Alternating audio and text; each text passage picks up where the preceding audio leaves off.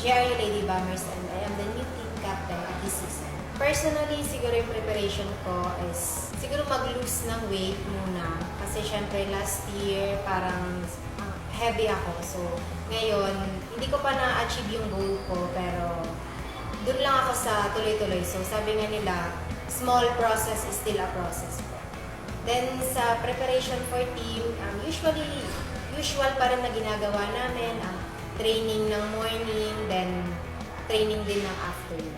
Siguro yung nanalo kami against Eya kasi lagi kaming peak set ng mga kalaban namin. So, parang yun yung nagiging problema namin yung end game. Then, so, yun yung pinaka-the best na naipanalo namin yung game na yun. Siguro ang gusto kong makalaban talaga is nito.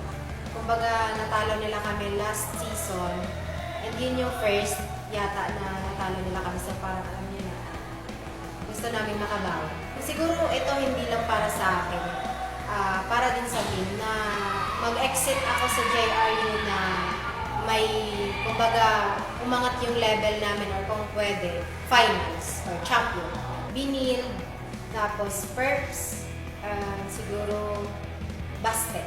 Hi, I'm Mary May Ruiz, the new team captain of JRU Lady Bombers, and we would like to invite you to follow GMA Sports and NCAA Philippines.